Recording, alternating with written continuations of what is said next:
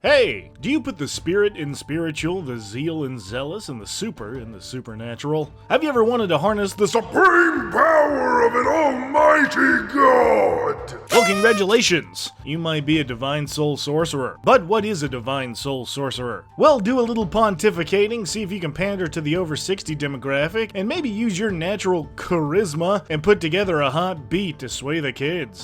Stop jerking off! Please stop jerking off! What you doing, man? Read the word of God! Put your hand on that Bible and stop jerking off! Have you ever thought that religion looked like a lot of fun, but there was just too much reading to catch up on? Don't you wish you could skip all that boring cleric stuff like devotion or spreading goodwill or being of service to your community and just get all the dope powers? Well, now you can. You see, the Divine Soul Sorcerer is kind of like the Baptist Church of the religious hierarchy, letting you retain all the power and influence of the divine without actually understanding what the text is saying most of the time. But even if you did, it wouldn't matter. You see, the secret to godly influence isn't how much you know about the religion in question, or how good you are to the people around you. The secret any young divine soul must learn is how to put on a show. That's the difference between you and a cleric. Instead of your blessings from the great beyond stemming from years of inner growth and divine understanding, you were born with a natural riz that allows you to channel that godly magic. This could mean that you have a touch of divine blood that's passed down through the generations, or a god just liked the way you cried as a baby and chose you to be one of its champions. Either way, this gives you a huge head start on the religious-based classes, and I'm sure the clerics and paladins just love that for you. So to cement our place amongst the divines chosen, you get a little spellcasting. But spells for you are unique in that you're not only connected to the magical weave that arcane spellcasters use to understand the universe, but you're also connected to the divine magics of the gods in a swirling union of magical power. This allows you to choose spells from the sorcerer and cleric lists each time you level up and discover what the source of your divine power is. As such, you also get one extra spell at this level, gaining Cure Wounds from good gods like Lathander or Eldath, Inflict Wounds from evil gods like Shar or Umberlee, Bless from lawful gods like Torma Leviatar, Bane from chaotic gods like Cyric or Lyra, and Protection from evil and good from neutral gods like Sylvanas or Gond. These are all powerful spells, especially at first level and especially for you. But what can you expect when you're favored by the gods? As such, you can call in your innate connection to change your fate a little, letting you add 2d4 to a missed attack roll or save once per short rest, essentially just rubbing it into the cleric and paladin's face who the real favorite of the gods is. But at second level we get a font of magic. Because our spellcasting comes from the soul and not through silly things like book learning, we're able to tweak the effects our magic has at will. This comes in the form of sorcery points that equal our sorcerer level and allow us to trade in points to create spell slots or trade in spell slots to create points. And if you think this changes the magic's meta,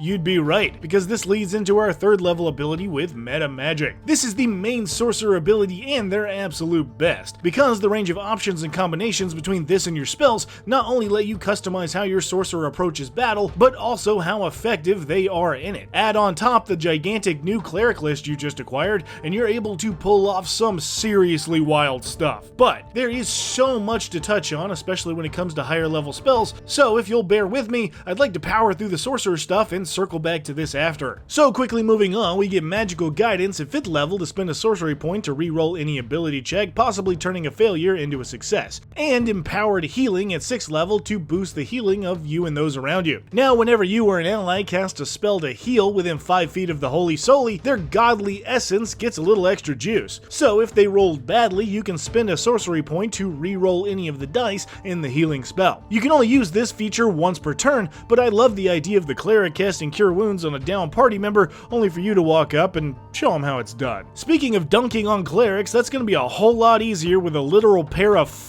wings. That's right, at 14th level you can spend a bonus action to manifest some giant angelic flappers, or demonic if you prefer, that give you a 30-foot flying speed and last until you die, pass out, or dismiss them yourself. And if the DM thought you were a nightmare before, wait until you're airborne, casting some of the deadliest cleric and or sorcery spells you can cook up. Flight in any form in D&D is pretty busted, but the fact that this ability is essentially permanent and not locked into a once-a-day type situation is really, really good. Eat your heart out, preach. There's a new youth pastor in town, and if he ever has any questions, he can just fly up to the gods and ask him himself. But rounding us off, we get Unearthly Recovery at 18th level, allowing us to heal ourselves for half our total hit points once a day, as long as we're under half health to begin with. And you can do all that for just a bonus action, meaning you can then turn around and cast something like Mass Heal to take care of the rest of the party, or Anti-Magic Field to keep everybody out of danger. And finally, the capstone for our Sorcerer is honestly barely worth talking about. But with Sorcerer's Restoration, you regain 4 sorcery points anytime you finish a short rest. It's lame, and I really feel like somebody forgot to delete this and replace it with something better, but here we are. Anyway, as I promised, I want to now talk about what really makes this subclass unique. While the abilities are good, and that fly speed is great,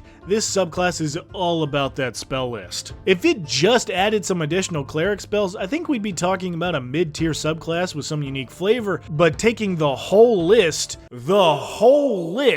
and you have by far the most versatile sorcerer, but also one of the best all-around spellcasters in 5e. No exaggeration. Watch. You can Metamagic spells like Hypnotic Pattern and Stinking Cloud with Careful Spell to avoid hitting your friends, or lay down a massive crushing firestorm and let them shrug off the damage. Or you can now combine Distance Spell with Plane Shift to no longer need to be touching your allies for a quick extra planar getaway, or cast nastier spells like Contagion to infect the baddie with something truly vile and stay away from them as they lose their lunch, breakfast, and last night's dinner. Or pair Heightened Spell and Empowered Spell with classics like Fireball to force them to have disadvantage on the save and re-roll low dice, or do the same thing with destroyers like Harm to deal a staggering 14d6 and reduce their hit points by whatever that comes out to. Not to mention Aura of Life, Guardian of Faith, or Suggestion, all getting a huge buff by doubling the spell's duration with Extended Spell to protect your friends, set up a trap, or influence a target for an absurd amount of time. But I saved the best for last. Subtle Spell is amazing and so underrated for the Sorcerer,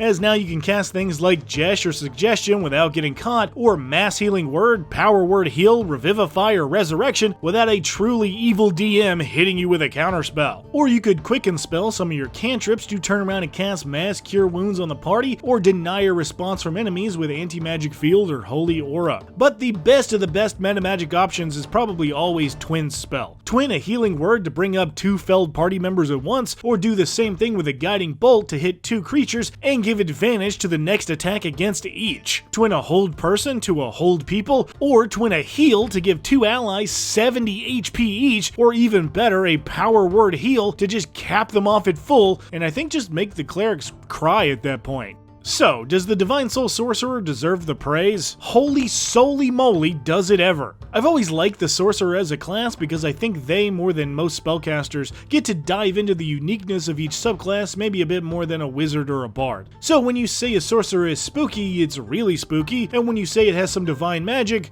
holy shit! And don't forget, by level 14, your Sorcerer can be doing all this ridiculous stuff while flying around on glowing wings, and I assume just shooting middle fingers at anyone who dares say anything about it. I mean, this subclass is so good it almost feels like a bribe. Like we're the Bewitchers of the Beach, really just eager to sell a bunch of books that they slapped in something so cool and potentially OP that we couldn't help ourselves but buy it. I just can't get over how many Metamagic and spell combos there truly are, and maybe if there's a better math magician out there they can figure that out, but I would say it's probably a lot. I also love how this subclass can change people's perspectives on what a healer is supposed to be and do. As much as I've ribbed clerics in this video, they are most people's go-to subclass when playing support, but wow, can this subclass outshine them all and just keep the hits coming. You heal, you blast, you fly, you heal again. You can literally lay down a fireball so meaty it takes out the entire room and then just pop your allies back in a matter of seconds like nothing happened without breaking a sweat. It's bananas. No, it's godlike. So, if you can piss off an entire room of priests without even joining their book club, may take an afternoon nap in the clouds if the city life below gets too noisy, and just can't contain that riz despite being a lowly drolly roly poly holy moly soly, guess what? You might be a Divine Soul Sorcerer.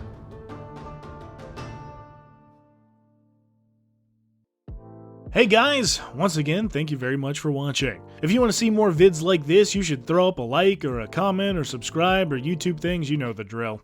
Also, a new subclass will be added to the poll here soon, so make sure to vote in that over at the community tab. Also, if you somehow hadn't heard, we just opened up a Discord server so you can come chat with me about D&D stuff, or find games to play in, or just come out and hang with some great people.